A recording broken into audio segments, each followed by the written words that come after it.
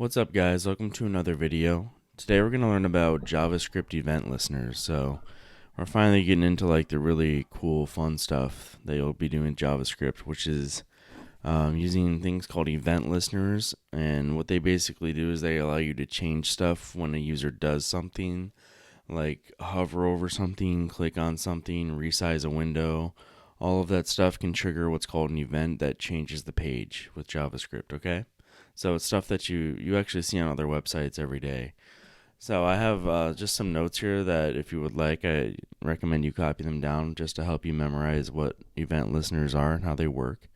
So I just have like a simple definition that I came up with. It says an event in JavaScript is an action. Event listeners tell web browsers what type of event causes the action and when the action should be executed. Like when you close out of a pop-up by clicking the X symbol, for example, this might trigger another pop-up to appear. So I'm sure we've all had that at some point where you get some annoying pop-up and then you click it and then another one pops up and another one. It's like, what the heck? Those are all events. So there's JavaScript on that page that says, hey, if the user does this, do this, basically. So there's many different event listeners. It's not just click event listeners. The most common events in JavaScript happen when a user clicks a button, presses a key on the keyboard, resizes an element or the window, tries to close a window, hovers over an element, and submits a form. Okay? So there are 3 ways to add an event listener to an HTML element that I'm going to teach you. And this includes inline event listeners. That's adding an event listener onto the HTML element itself. Just kind of like inline CSS. If you took my CSS course, we learned about how to add CSS to HTML elements directly, called inline CSS. So this is the old way of doing it. It's not very secure, and it will cause problems in medium to large projects. Your code will get really sloppy, but we'll go over that. So actually, let's just go over that now. So let's go ahead and we'll make some buttons. So we'll make some HTML elements. I'm going to go live here on my page. And we'll go through these 3 ways one by one. So the first one, inline event listeners. So let's go ahead and I'll make a button here. Or I'll make a comment. I'll say inline event listener.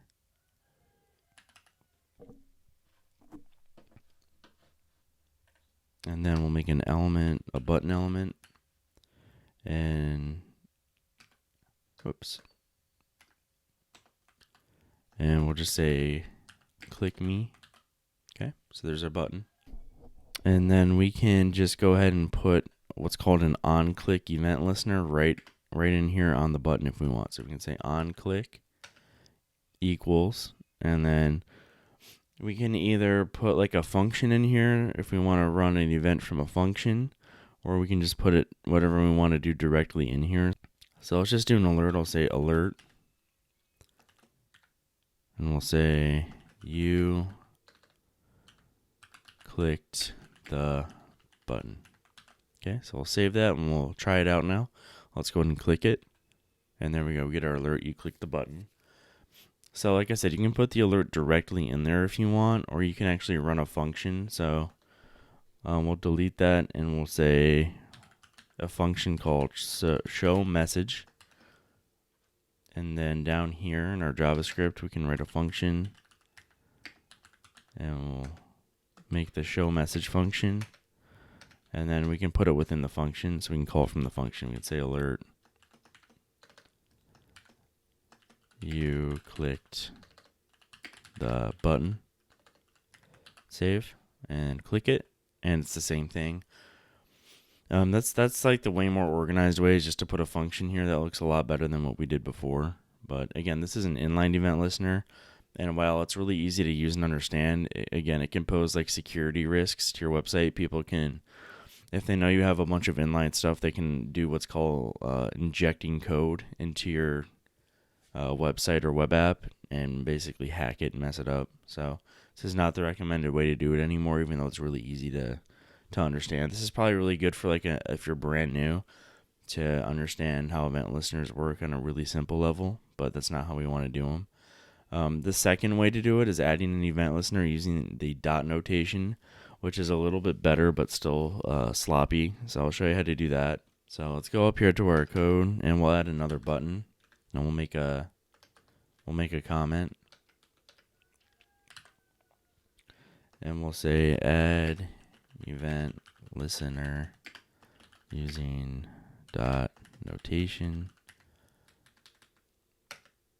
and we'll make a button, and we'll give this button an ID of btn2, and then we'll say button. We'll just have the text in the button be button2, and then we'll go down into our JavaScript code and we'll use the dot notation. So we'll say, we'll put our button in a variable. So we'll say const, say btn2 equals document.getElementById btn2, and then right below it here we'll say btn2.addEventListener, and then right below it all we'll say btn2, and then we'll say dot onClick. So that's that dot notation, and then we'll say equals a function,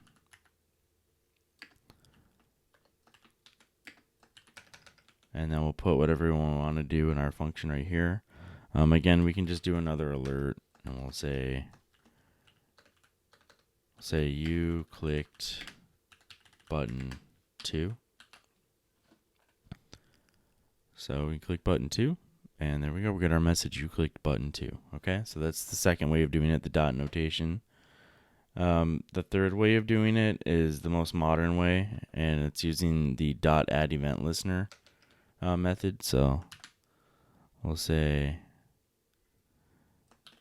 add an event listener using dot, so it's add event listener. Okay, and we'll just make another button here, and this is similar to the second way I just showed you. We'll give it an ID of btn3, and then we'll say button 3, and we'll go down here, and let me just move this function down here. So I'm gonna put my button 3 in a variable. So I'll say const btn3 equals document.getElementById btn3, and then we'll go down here and we'll say btn3 dot add event listener, and we can say click, and then we can either run an anonymous unnamed function, or we can run a named function. So I'm going to do a named function here. So I'll name a function called fire button 3, and I'll just save it. So that's where that goes. So normally in code, guys, when I'm using like just vanilla JavaScript for a project, I'll have like a 3-step process when I use this .add event listener. I'll grab my event. I'll have like a section where I have all my DOM elements that I'm selecting. Then I'll have a section where I put a comment like event listeners, and I'll have all my event listeners together. And then down below everything, I'll have my functions where all my functions are together. So that's my add event listeners here. Now my functions are always going to go here. So we're supposed to use a function called fire btn3, which we haven't created yet. So let's do that. We'll say function, and we'll say fire btn3, and then we'll just put whatever we want to do on click in here, and we want to do an alert again, and it says you clicked button 3. Okay, so let's click it, boom, and there it goes. So that's the most modern way. So step 1, put element in variable. Step 2, use the .add event listener, and then you can put whatever event you want here. For this video, I'm just using clicks, but there's a bunch of other event listeners out there that you can look up, and I'm gonna have other videos just dedicated to some other common event listeners. after this lesson. This is just a big overview of event listeners, so don't worry. But anything you want to do, guys, like you can just Google and say JS event listener event list. There's a bunch of them. There we go. So these are all the events: abort, after print, animation, iteration, blur, copy, cut, double click. So you can do a double click, drag, drop. This is in alphabetical order, or mouse down, mouse enter, mouse leave. All these different events you can do. So the most common one that I've honestly used though is click. Usually, like when somebody clicks on something, is when you want something to fire off. Either that or like mouse over.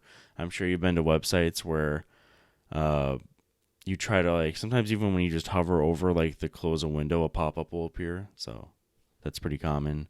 And then of course submitting forms. That's a common one. Forms are everywhere on the internet. So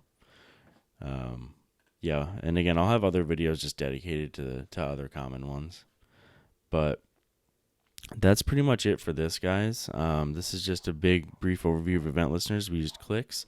I showed you the 3 ways to do it. Remember, the best way, the most modern way, is going to be using .add event listener, and that's how I'm going to be showing you guys in all the other event listener videos I make. We're going to be doing that modern, clean way, where we have everything separated: our DOM element itself, the add event listener, and what event we're going to use, and then whatever function we're going to use. We're going to use name functions, so our code is nice and organized. All right. Thank you so much for watching, and I'll see you in the next video.